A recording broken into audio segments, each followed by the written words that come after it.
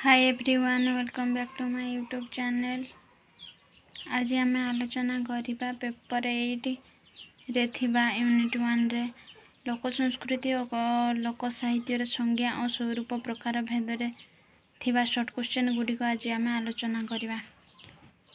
चलते भिडियोटी को डेरी न करी शॉर्ट क्वेश्चन गुड़िक आलोचना करवा। प्रश्न नंबर 1, लोक शब्दर अर्थ कौन? लोक शब्द अर्थ अत्यंत व्यापक। साधारण जनता को यह बुझाए। आदिवासी संप्रदायर कंध, कोल्ह, गंड, परजा, गोदबा, भूया प्रभृति आदिवासी मानक ठारू आरंभ करी पल्ली और नगरर अशिक्षित और अर्धशिक्षित जनता को लोक बोली कुहाଯାए। इंग्राजी रे लोक शब्दर अर्थ कौन?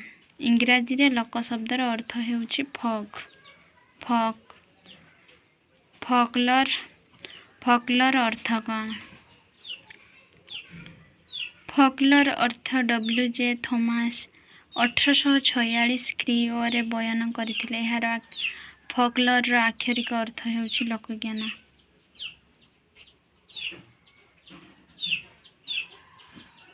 लोक साहित्य को केते भागरे विभक्त करा जायछि? लोक साहित्य को 3 भागरे विभक्त करा जायछि। लोक कहानी, लोक नाटक, लोकगीत। लोक साहित्य काहाकू कहा जाए? साधारणतः लोक साहित्य कहिले लोक शब्दर अर्थ को विश्लेषण कले जाना जाए जे लोक शब्दर अर्थ अत्यंत व्यापक। यह सर्वसाधारण जनता को ही बुझाई थाए। तेणु यह साहित्य को लोक साहित्य कहा जाए। आलोचकों मतरे संस्कृति कहिले कौन बुझ? साहित्य हेउछि एक बृहत्तर सामूहिक जीवन जलवायुर अंश जहाको संस्कृति कहा जाए।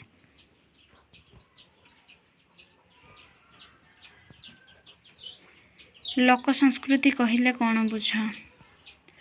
लोक संस्कृति कहिले लोकमानक मध्य प्रचलित समस्त चाली चलन, आचार व्यवहार, विश्वासबोध, न्याय नीति तथा अन्य समस्त सामाजिक गुणगुंडी को लोक संस्कृति कहा जाए। आर्नल्ड भाषा रे लोक संस्कृतिर अर्थ कौन? आर्नल्ड भाषा रे लोक संस्कृति हेउछि culture is to know the best that has been said and thought in the world. अर्थात प्रयोजन रु यार सृष्टि मानव जीवन संग्राम रे यह लिप्त। साहित्य को केते भागरे विभक्त करा जायछि और कौन कौन?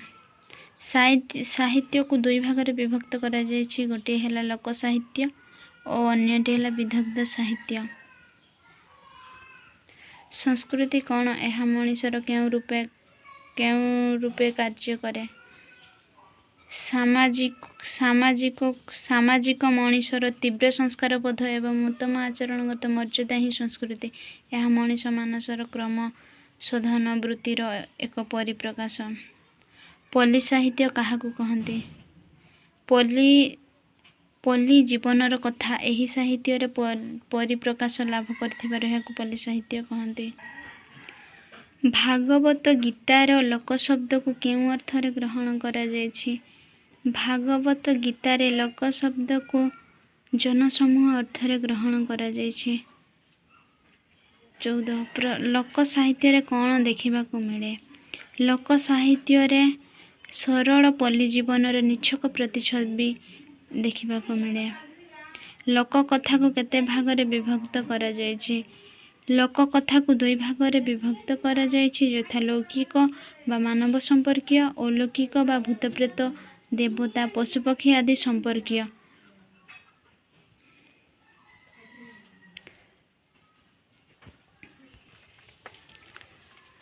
लोक संस्कृति शब्द और लाटिन भाषार केउं शब्द रु आसीछि? यार अर्थ कौन? लोक संस्कृति शब्द इंग्राजी कल्चर शब्द और एही कल्चर शब्दटी लाटिन कल्टस शब्द रु आसीछि। एही कल्टस शब्दटी कल्टी शब्द रु आसीछि। यार अर्थ धर्म संपर्कीय पूजा। लोक साहित्य को केते भागरे विभक्त करे ताहार नाम लेख?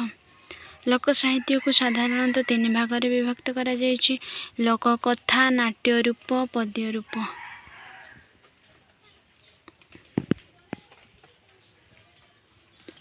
लोक साहित्य संपर्क रे रवींद्रनाथ साहू कौन कहिसंती? लोक साहित्य संपर्क रे रवींद्रनाथ साहू कहिसंती एही साहित्य लोकग्राह्य। जेउ साहित्य लोकग्राह्य ताहा हेउछि लोक साहित्य।